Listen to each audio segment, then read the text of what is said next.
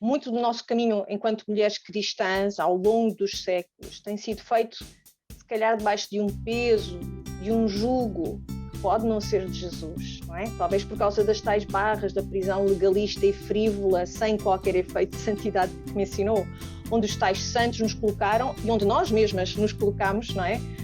E das quais ainda estamos a tentar sair. Mas quem nos ouça até pode pensar que nós estamos aqui a advogar uma espécie de feminismo cristão. Deus não permita. Cláudia, fala-nos do conceito e da ideia então que Deus tem para nós, enquanto mulheres, quão diferente é desta espécie de aberração, se calhar, a que poderíamos chamar de um feminismo cristão. Corremos ou não corremos o risco, às vezes alguém que nos ouça assim a correr, pensar que nós estamos aqui a advogar coisas parecidas com o feminismo, Cláudia? O que é que pensa disto? Essa é uma coisa delicada, porque a gente tem um viés, né? A gente tem informações, e a gente vive num mundo que tem essa lente secularizada e importou essa filosofia e aplicou em determinadas áreas de maneira indevida, inclusive no campo teológico.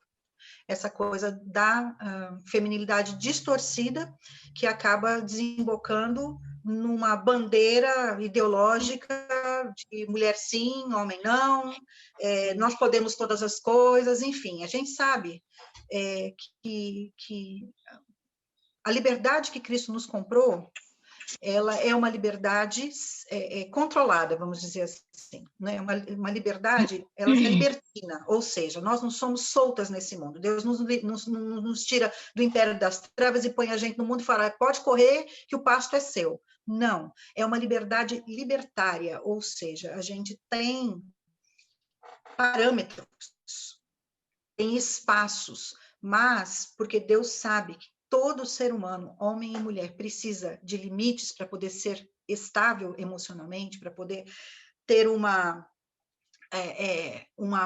posicionamento seguro. Limites são importantes. O problema do feminismo é que ele exige um apagamento desses limites, e o feminismo, que é o feminismo levado à enésima potência, então ele não determina o apagamento dos limites, ele quer apagar o outro, ele quer apagar a alteridade, ou seja, tanto o feminismo exacerbado como o feminismo, eles atentam contra a ordem da criação, e a gente tem que voltar para a fonte primária. Se a gente quiser saber como a gente encara esses desafios, que não são desafios da pós-modernidade, são desafios desde o Éden, tá? A primeira feminista, num certo sentido, foi Eva.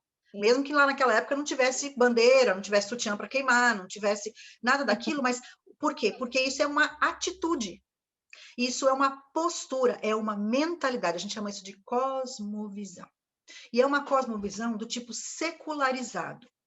A gente pensa que a secularização, que está intimamente ligada à quantidade de ideologias que apareceram, naturalismo, todas as outras, né, que sempre atentam contra os paradigmas engraçado que eles atentam contra o cristianismo, não sei se vocês percebem, o tempo todo, você pega qualquer uma dessas ideologias, você vai encontrar uma contraparte, alguma coisa que tem escrito na palavra, que é a vontade de Deus para o povo dele, ou seja, estão sempre atentando contra a cultura ou a contracultura cristã, né?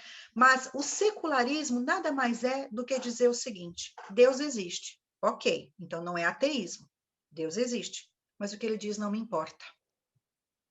Fácil de decorar isso, né? Fácil da gente perceber, mas às vezes não é fácil da gente reconhecer que a gente age assim. Então, o secularismo, no caso da vertente feminista ou das feministas, né, ele se expressa dizendo que a ordem criacional e o estabelecimento divino do projeto relação homem-mulher não serve. É essa a ideia. Não serve por quê?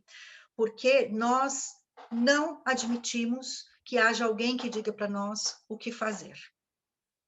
É muito interessante isso. Eu não quero ser simplista, gente, porque o feminismo, ele tem características que são relevantes e tem até traços que se a gente fosse ler alguns trechos da Bíblia aqui que eu vou citar para vocês, vocês podem falar, mas essas mulheres, a postura delas é uma postura que tem um protofeminismo ali, no sentido positivo, porque o feminismo, como tudo, né, tem boa intenção em algumas coisas. Não é totalmente corrompido. A gente precisa tomar muito cuidado de não pegar todo o bebê e a água e jogar tudo no lixo. Não é assim. Por quê?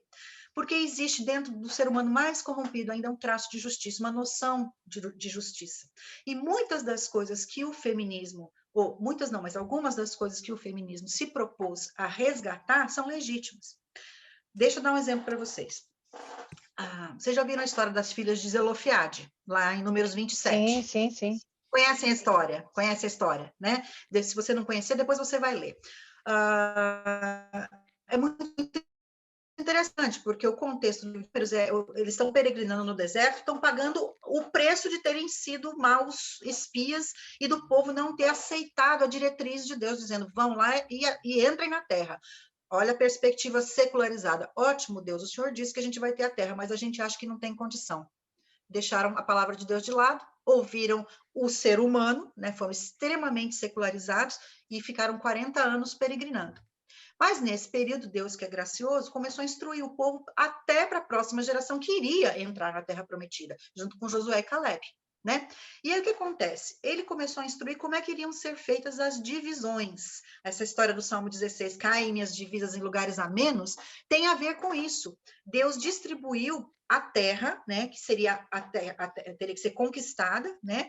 Mas ele distribuiu a terra e falou, olha, tal tribo vai ocupar o norte, tal tribo vai ocupar o sul, tal tribo vai ocupar aqui. E dentro desse loteamento nacional, tinham os loteamentos tribais, as famílias que precisavam cultivar a terra, cada uma recebeu um lote de terra.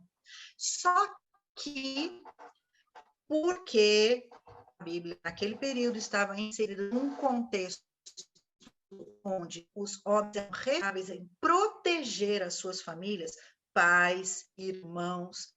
Eu acho isso aqui uma prova de amor, né? Mas tem gente que acha que isso era Deus dizendo para as mulheres que elas eram incompetentes. De jeito nenhum. Porque, na verdade, quem gerenciava o dia a dia era a mulherada. Eles tinham a responsabilidade legal, jurídica do cuidado. Então, não existe nenhuma diminuição de papéis e nem de condição, nem infantilização da mulher. Não existe nada disso. Existe o seguinte, olha, os homens vão assinar a documentação. Isso é uma coisa da época, a gente precisa ler a Bíblia desse ponto de vista para poder entender porque Deus estava falando com aquela cultura naquele tempo. Ele estava tratando com o povo no entendimento daquela realidade, tá bom? Mas aí o que acontece? Nem toda mulher era casada, nem toda mulher tinha irmãos. Então, na distribuição da terra, a tribo de Manassés, uma das duas tribos que José gerou, né? Efraim era uma, Manassés era outra, tinha uma família que só tinha mulheres, 4 filhas, as filhas do senhor Zelofiade. E na distribuição, ganhou terra uma família, ganhou terra outra família, família tal, pá, e Zelofiade. O que a gente vai fazer com as terras de Zelofiade? Por quê? Porque essas meninas não casaram, elas são solteiras, independente do porquê não casaram, a realidade elas não vão gerar descendência, elas não vão ter para quem deixar essa terra, não tem irmãos. Então, e aí? O que a gente faz? É uma realidade social importante. E é bem interessante, porque a gente fala assim, mulher nem erguia os olhos naquela época. Não é verdade. Por quê? Elas foram, de maneira muito legítima, procurar quem?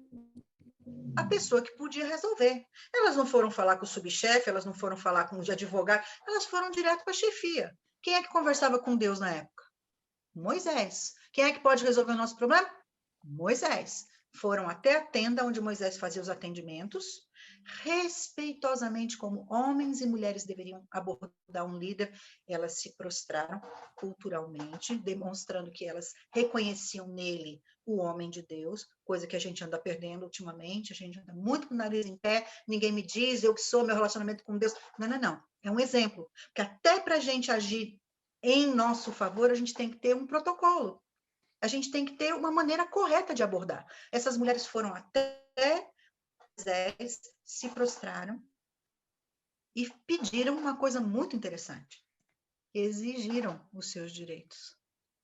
Falaram, a gente é parte do povo, a gente não é casada, a gente vai ter que tomar uma providência em relação a essa situação. Não tem provisão jurídica para nós. Nós estamos com os nossos direitos em aberto. Qualquer um pode chegar aqui e reclamar, reivindicar essa terra. Nós não temos garantias. Elas foram falar com o homem de Deus num assunto bastante terreno. Era terra mesmo que elas estavam falando. E bem interessante, porque Moisés buscou a Deus, levou o caso, percebem tudo voltando para Deus? Não foi Moisés que tomou a decisão.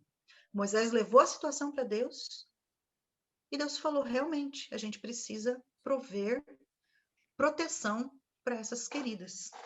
E houve todo um trâmite, uma jurisprudência, em que elas foram, a elas foi concedido o direito de serem proprietárias, interessantíssimo isso. Elas teriam a responsabilidade pela terra e colocou cercas ali, cercas legais. Olha, se acontecer isso, vocês não têm que fazer isso, acontecer isso. Vocês percebem, gente, que existe na Bíblia espaço para as mulheres serem plenas e expressarem as suas questões de maneira adequada, mas não se calarem. Elas não ficaram chorando lá. Elas foram tomar uma providência. Foram lá e fizeram o que tinha que fazer. Mas do jeito certo. Sem queimar sutiã na praça, sem falar que homem é uma desgraça, esse Deus machista que não pensou na gente. Tudo é atitude. Tudo é atitude. Veja a prova do temor dessas mulheres. Elas não foram fazer a porta. Elas foram conversar, pediram uma audiência com aquele que poderia resolver a situação com Deus. Porque, na verdade, era Deus quem fazia toda essa divisão. Moisés era só um intermediário, ele era a boca do Senhor ali. Mas elas foram consultar a Deus e trazer a sua situação perante Deus. Eu acho que, veja bem, esse santo feminismo, e aí vocês editam se vocês acham se deve manter essa expressão. Eu acho bem interessante. Né? A Bíblia não diz para a gente que a gente tem que ser umas pata-chocas de Cristo, sem opinião, sem perspectiva, sem noção de realidade. Gente, Deus não criou a gente criança para sempre, criança que não tem noção. A gente, à medida que vai amadurecendo, a gente vai tendo a visão da vida, visão da gente, visão dos outros, visão das necessidades, e Deus quer que a gente se posicione em relação às coisas. Deus quer justiça. Justiça e paz se beijam, diz lá no Salmo. O caráter de Deus é justo. E isso se reflete na gente como ser humano com uma grande medida de justiça de percepção. O problema é como a gente invoca essa justiça. O problema é como a gente coloca isso na nossa expressão social. E, infelizmente, o feminismo que entrou nas igrejas, ele tem uma postura beligerante. Tem essa palavra no vocabulário de vocês? Sim. Beligerante? Sim. É uma postura de arrogância. Porque entende-se que uma mulher que não vai lá e briga de igual para igual, ou que ela é uma mulher que está numa postura subalterna e ela automaticamente diminui toda a geração das mulheres. Gente, onde é que está isso na Bíblia? Essa é a pergunta que a gente tem que sempre fazer quando alguma coisa dessa se apresenta diante de nós. Aonde está isso na Bíblia? Quer dizer, a postura num ponto do pêndulo, de total eliminação de expressão, aquela subserviência burra, que as pessoas às vezes acham que é submissão, não contempla na Escritura. Porque a gente tem exemplos de mulheres que foram lá e falaram, Deus, olha a minha situação. Moisés, olha a minha situação. Quer um outro exemplo? Ruth. Coisa interessante, ela nem era do povo de Deus. Ela estava lá numa situação, e o livro faz questão no original toda hora. Ruth, a Moabita. Ruth, é quase que a gente não pode esquecer quem ela era. Por quê? Porque o contraste é tão grande, aquela moça que não tinha nada de referência de crente, de repente ela age como mais crente do que a sogra que era israelita. Mas chega uma hora em que ela vai precisar invocar um artigo da lei que ela nem tinha muito conhecimento, que foi Noemi que instruiu, que era a lei do levirato. Era a lei do parente resgatador. Deveria resgatar a terra e resgatar o nome de Elimeleque, porque ele e os filhos morreram. E o que aconteceu? Ruth, super bem instruída por Noemi, vai até a eira onde está Boaz, lá, depois que eles tinham colhido, tinha uma plataforma onde eles passavam a noite, porque ficava fora da cidade, eles já dormiam no campo para ganhar tempo. Ela foi lá e, na conversa, ela deu a entender para Boaz que ela estava disponível, que ela sabia desse dispositivo legal, que ele poderia ser o resgatador dela. Isso estava previsto na lei do Senhor.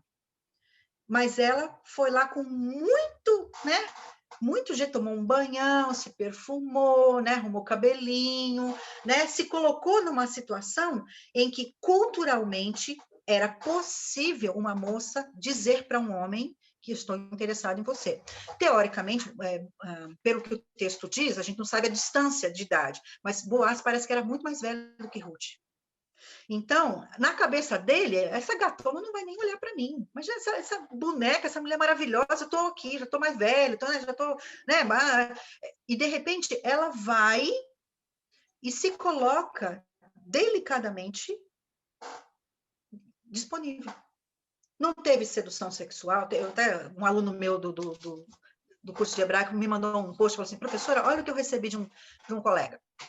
Um post de um rapaz fazendo uma, entre aspas, exegese do texto dizendo que Ruth agiu como uma prostituta. Ai. E que ela saiu grávida daquela noite. Por favor. Gente, isso é uma aberração. Mas tem gente nas igrejas fazendo esse tipo de inferência porque lê o texto pelos olhos de hoje, não pelos olhos da época. Por isso que a gente tem que ver a Bíblia, a gente tem que ler com os óculos corretos. Tem instâncias culturais que precisam ser respeitadas, por quê? Porque aconteceu num tempo histórico que tem uma determinada cultura.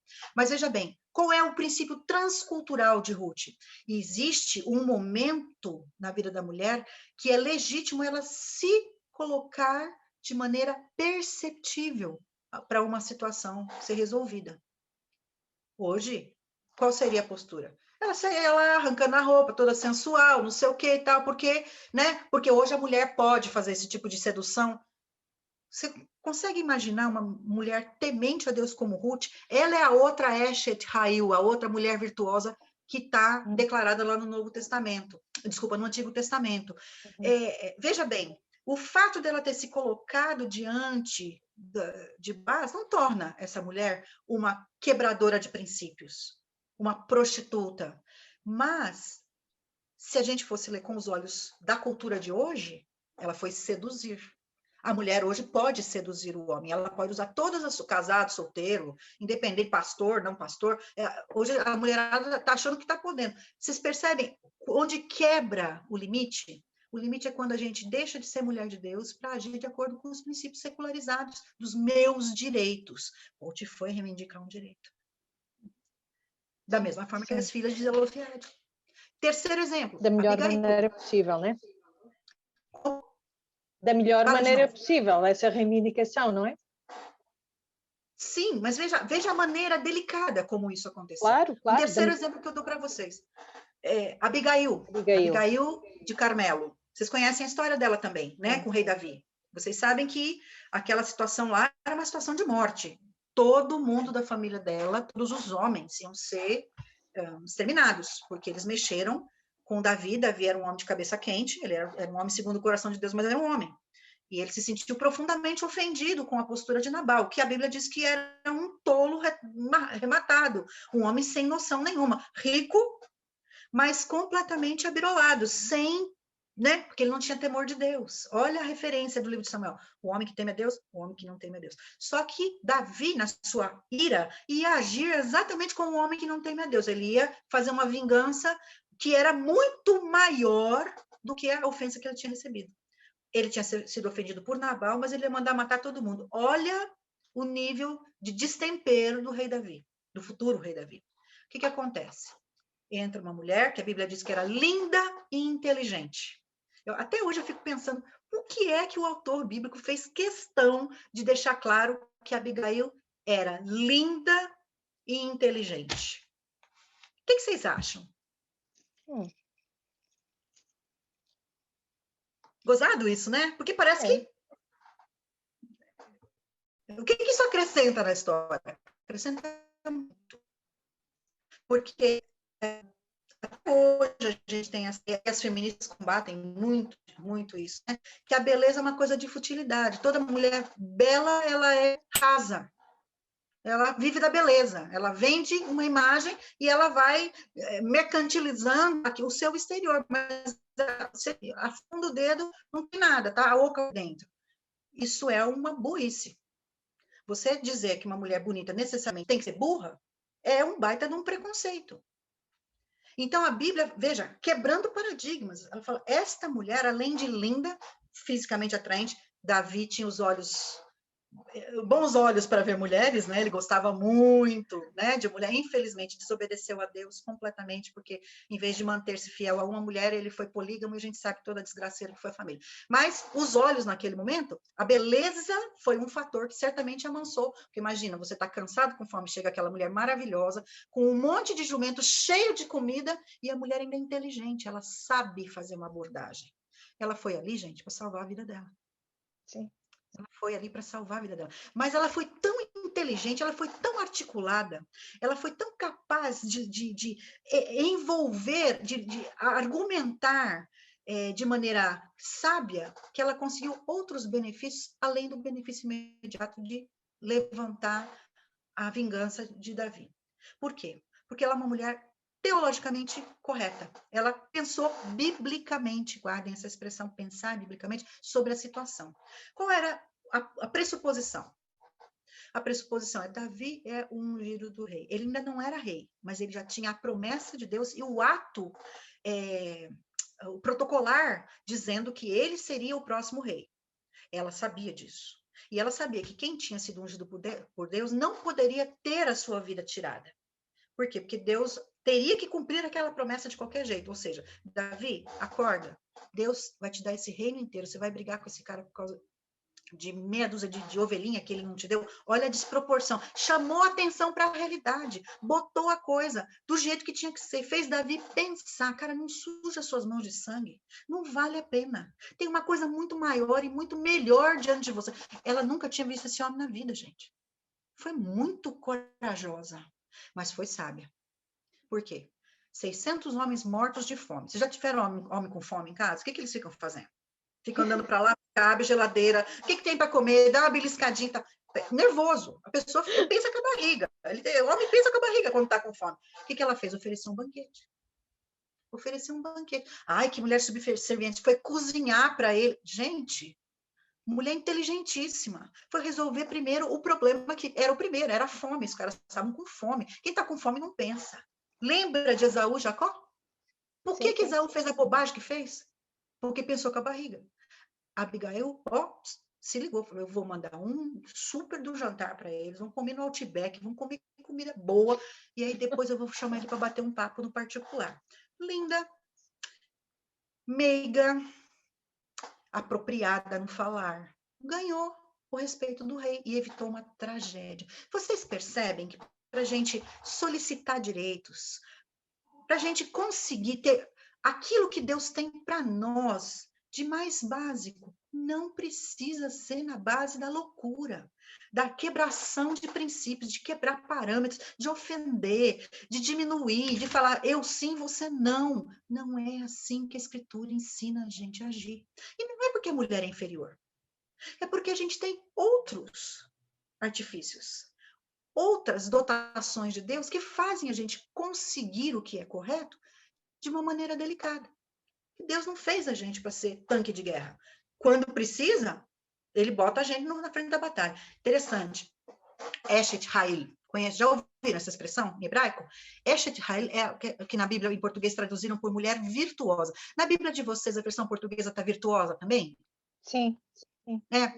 Pois é. Isso aí é uma ocidentalização, ou seja, um abrandamento da ideia. Porque essa palavra Ha'il é uma palavra do contexto militar. Eu vou ler para vocês no dicionário hebraico-português o que significa Ha'il. Vamos lá. Deixa eu achar aqui. Deixa eu achar aqui. Força, poder, qualidades, exército, tropa, baluarte, proeza, riqueza, fortuna, bens, ganho, opulência, vigor, energia e influência. Olha o nível de adjetivos que uma palavrinha em hebraico tem em português, gente. Mas virtuosa não aparece aqui. Uau!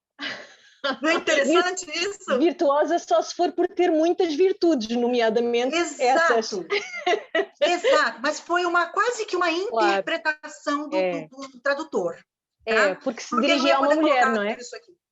Sim.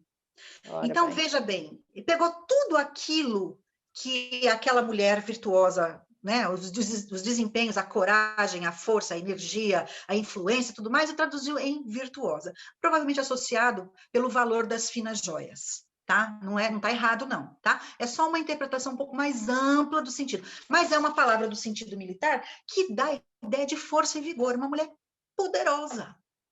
Agora, qual é a palavra-chave da realidade secularizada feminina? Empoderamento.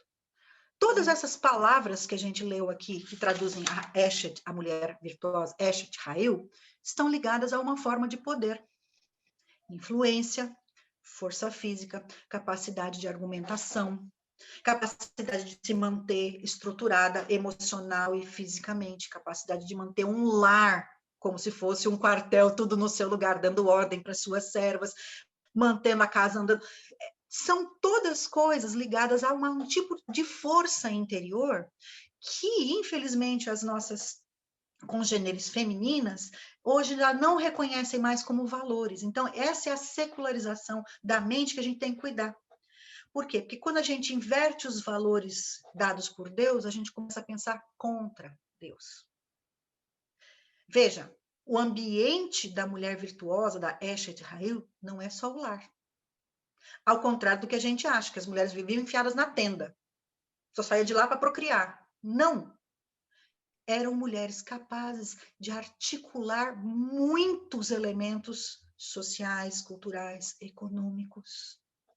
Até elementos militares, quando foi preciso. No caso de Débora, Débora exercia um papel social muito interessante, né? Um papel único, que foi um momento especial na história. Débora tinha uma influência, ela era conhecida como a mãe de Israel. Vocês conseguem pensar nessa mulher gritando com aquele povo? Ela não gritava, porque mãe tem mais um papel de influência de coração do que necessariamente uma autoridade do jeito masculino, como generala, vamos dizer assim. A Bíblia diz que todo mundo ia procurá-la debaixo da palmeira de Débora, em Ramá. Ou seja, ela não ocupava o espaço do homem na porta da cidade. Lembra que o juiz ficava na porta da cidade? Ela não. Veja a maneira delicada como Débora exercia uma influência enorme naquela população que estava sem referencial masculino. Um buraco histórico, né? Mas veja bem, Débora sentada debaixo da palmeira, as pessoas iam procurá-la. Ela não ia lá chacoalhar os caras e fazer piquete. Olha, vota em mim para a próxima legislatura, eu quero continuar sendo juiz, eu sou isso, aquilo. Você não vê Débora fazendo autopropaganda, você não vê Débora se expondo desnecessariamente, mas a influência dela era sensível. Então, a gente percebe, gente, que a ideia de empoderamento na Bíblia, ela é real. Essas mulheres eram poderosas. Fizeram diferença na história. Nem todas tiveram o seu nome escrito. O pastor Luiz Saião fala das protagonistas silenciosas. É interessante essa ideia, porque a gente tem ideia de protagonismo, quem está sempre lá na frente aparecendo. Mas existe um nível de protagonismo histórico na vida de nós, mulheres, que ele é silencioso, mas ele é real, forte, e vai ser sentido gerações em vários níveis, se a gente estiver obedecendo a Deus e fazendo a coisa do jeito de Deus. Esse é o poder da Eshet Ha'il. É o poder de influência. Não precisa ser uma influência escandalosa, mas pode ser uma influência firme, constante, e que vai se espalhando socialmente até o ponto de que a gente nem imagina onde as nossas palavras, os nossos exemplos, as nossas posturas vão influenciar. Não gosto muito de dar exemplo pessoal, mas eu quero usar esse momento que a gente está tendo agora. Eu nunca pensei que eu poderia estar conversando com gente de além-mar. Não estava dentro da minha referência de influência, gente. Mas quando Deus tem uma coisa para nós, a gente não precisa correr atrás. Quando é tempo, e quando o nosso coração está disposto a fazer a vontade de Deus, encaixar a agenda de Deus, as oportunidades, esses poderes de influência, aqueles momentos, eles são trazidos a nós de uma maneira tão bela, tão simples, sem necessidade nenhuma da gente ficar botando bandeira no Facebook, fazendo piquete. Deus traz a nós aquilo que nos pertence no reino, de acordo com a vontade dele, esses poderes que ele quer que a gente exerça. Então, isso é para aquela mulherada, isso é para a mulherada do Novo Testamento. Por exemplo, a gente tem uma mulher chamada Lídia, a primeira convertida da Europa. Sim. Né? Comerciante, Lídia não era não é? europeia, Lídia era da Ásia Menor. Oi? Comerciante, lidava com, fazia tecidos de púrpura. Estava no... Isso. Não era? Uma mulher, sim, púrpura era, hoje, assim, talvez fosse equivalente ao quê? A seda mais pura da China, não pode nem falar na China hoje, porque está complicado o negócio, né? Mas, assim, sim. pensa numa coisa muito cara. Vocês estão aí perto de Paris, né? Vocês sabem o que é uma roupa feita por alguém da alta cultura, né? Sim. Lídia era fornecedora desses grandes, o pessoal do palácio que usava as capas reais. Então, assim, era uma mulher que trafegava nos maiores ambientes comerciais da Europa. Ela era uma mulher que vivia em Tiatira, do lado de lá do mar, né? Lá na Ásia Menor, mas comercializava. Ela viajava para vender o seu produto. Provavelmente uma pessoa de muitas posses, porque ela acolheu o apóstolo Paulo, Silas, e fez uma questão danada de supri-los, e a igreja que se formou na casa dela depois se estruturou em Filipos. Gente, você acha que Deus registrou isso para contar o quê para nós? Que Deus usa todos os tipos de mulheres. O poder não está na mulher, o poder é de Deus. E quando ele quer empoderar a gente para fazer a gente ser útil no reino, ele coloca a gente no lugar certo, dá para a gente as condições de fazer aquilo e abre as portas. A coisa acontece sem queimar sutiã, sem fazer piquete na porta, sem bater na porta do pastor. Eu quero pregar na igreja, deixa eu pregar na igreja. Por quê? Como eu falei no começo, a liberdade que Deus dá para nós não é uma liberdade libertina, não é uma liberdade de tudo pode. É uma liberdade libertária, ou seja, nós temos um espaço amplíssimo no projeto de Deus. E é Ele quem dá para a gente esse espaço, não é a gente que conquista. Ele nos dá esse espaço.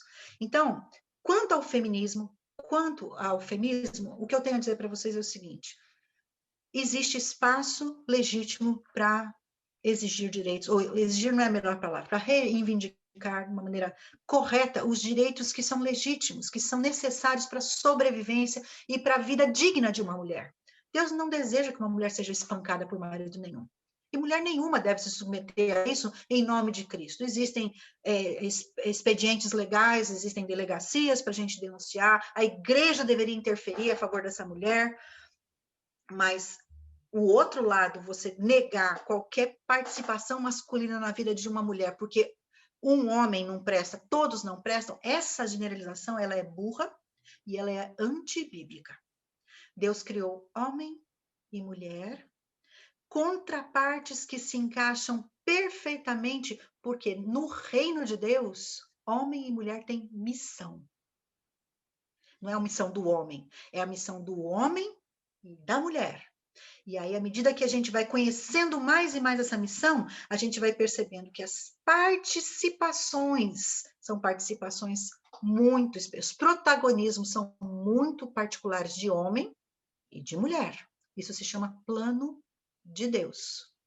Onde a gente se encaixa nesse plano de Deus? Enquanto mulher, eu preciso conhecer o que a palavra de Deus me diz, que espaço legítimo é o que Deus me dá para eu ser plena no cumprimento dessa missão.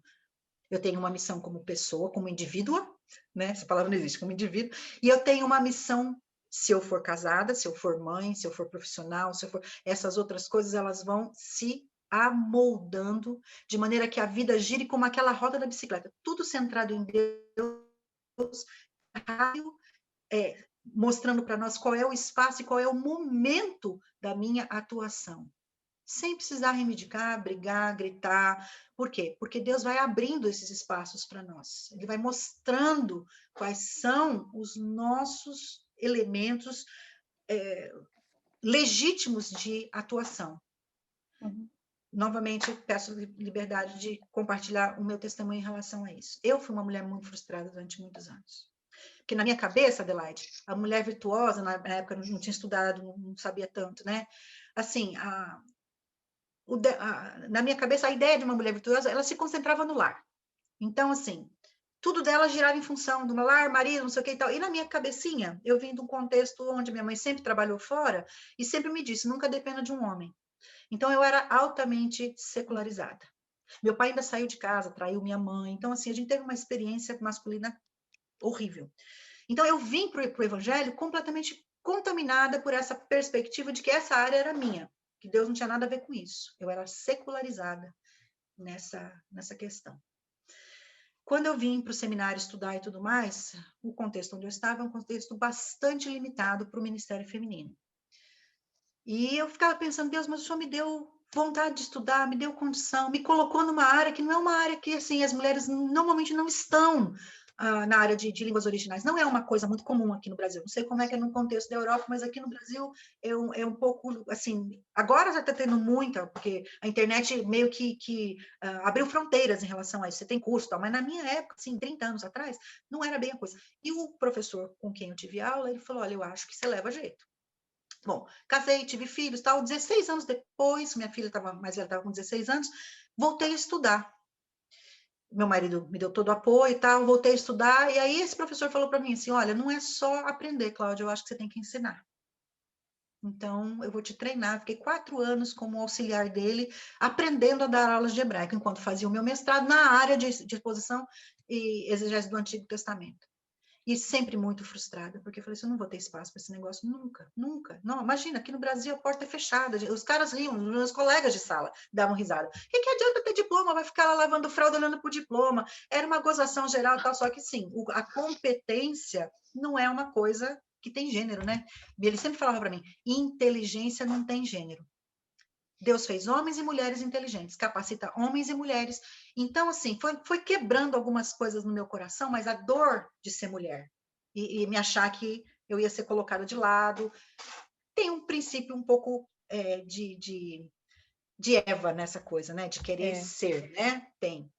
Mas Deus foi trabalhando no meu coração e ele me pôs 8 anos sentadinha ao lado do meu marido na igreja, cooperando com ele, dando aula de escola dominical, tal.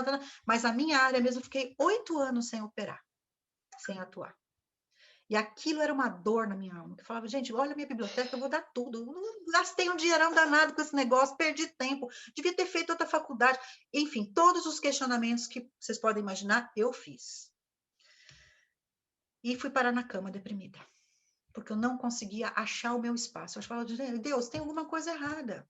Tem alguma coisa, mas estava errado mesmo, era o meu coração, porque eu estava querendo o meu reino, o meu nome, a minha, o eu. Olha quantas vezes essa palavra apareceu nessa conversa. Até que Deus começou a tratar comigo e mostrar para mim que o poder é dele, porque a glória é dele. Se o poder é meu, a glória é minha, mas se o poder é dele, a glória é dele. E ele abriu uma porta, um dos professores do seminário que eu leciono ficou doente, e doente mesmo, ele teve um negócio no coração que foi parar no hospital e estava sério. E o seminário não tinha ninguém para substituí-lo. A cidade de Goiânia, pasmem vocês, não tinha ninguém para substituí-lo. E aí, toco o meu telefone em casa e alguém vem me pedir para dar aula de hebraico, depois de 8 anos na prateleira, sem eu falar nada para ninguém, a não ser para o Senhor do céu. E eu continuo lá. Até online, né? Porque agora está todo mundo pendurado online. O que eu quero dizer para vocês com essa história, porque eu sou boa, sou maravilhosa, nada disso. É porque quando Deus tem alguma coisa para gente, Ele põe uma dotação e põe um sonho no seu coração e te fala, você tem lugar no meu reino. Ele empodera, Ele abre a porta, Ele sustenta a gente. Não é grito, não é reclamação, não é reivindicação, não é bico, não é bronca, nada. É o Senhor da glória. Ele. Então, crente feminista, eu acho que é um pouco controverso, mas crente que exerce uma feminilidade bíblica, ou seja, expande todo o seu potencial acadêmico, comercial, econômico, artístico, no lar, enfim, você Faz hoje à noite, antes de dormir, uma análise com Deus. Fala assim, ó, me ajuda a me enxergar do jeito que o Senhor me vê. Quais são os dons que o Senhor me deu? Porque nós vamos ser cobrados de todos eles, viu, meninas? Não tem uma coisa que Deus pôs na sua mão que Ele não quer que você use. Nele não desperdiça nada. Deus é muito econômico. Ele pôs em você e pôs em mim o que Ele quer usar. Pergunta para Deus, Senhor, o que eu tenho em mim que ainda está aqui em estado potencial, não foi colocado totalmente à tua disposição, e eu estou aqui brigando por causa disso, brigando contigo, brigando comigo, brigando com o marido, brigando com o pastor, brigando com isso, eu quero parar de brigar, eu quero saber que poderes o Senhor vai colocar na minha mão para eu exercer essa feminilidade na plenitude, como a mulher de Provérbios 31. Daqui a um tempo, a gente volta a conversar e você me conta o que Deus vai fazer. Porque Deus fez na minha vida, eu não sou melhor do que ninguém. Então, Ele vai fazer na sua vida também. Sem ter que partir para a ignorância. Sem descaracterizar. Porque feminilidade é o conjunto de elementos e características da fêmea, do gênero feminino, pelas quais a gente pode identificar uma mulher. Esse é o conceito bíblico de feminilidade. Nós temos características que são próprias nossas, que são diferentes de características masculinas. Não são menores, não são maiores, são simplesmente diferentes, porque Deus tem projetos específicos para a mulher enquanto mulher. Talvez Deus tenha que tratar na minha vida, na sua vida, o resgate dessas características, que a gente vai endurecendo e se masculinizando sem se perceber, no jeito de falar, no jeito de pleitear as coisas. Então a gente tem que tomar cuidado com isso, porque esse não é o projeto de Deus. O projeto de Deus não é botar a gente no cantinho, eliminar a pessoa. Não. É mulher. Não mulher macho. Mulher. Onde a gente exiba a glória dele na feminilidade que ele implantou em nós como um presente e como instrumento para a gente ser útil no reino. Saiu disso, minha linda? Tá fora. Tem que rever biblicamente o seu processo. Falei bastante, né, meninas? Não, falou muito bem. Ao fim e ao cabo, a feminilidade bíblica sem contornos, advoga por muitas das coisas que são comuns às reivindicações do feminismo, sem a sua violência, sem as suas imposições, sem a sua injustiça, sem o seu caráter separatista, xenófobo. Portanto, há uma maneira de se exercer esses nossos direitos que são defendidos pelo arquétipo da feminilidade bíblica, que extravasem muito e é um grande upgrade de quaisquer reivindicações feministas, não é? Então não temos que nos limitar ao feminismo. O feminismo é uma limitação do que nós somos, Cláudia. É isso. É uma diminuição do ser mulher, num certo sentido. Querendo ser mais mulheres, a gente acaba sendo menos. É verdade.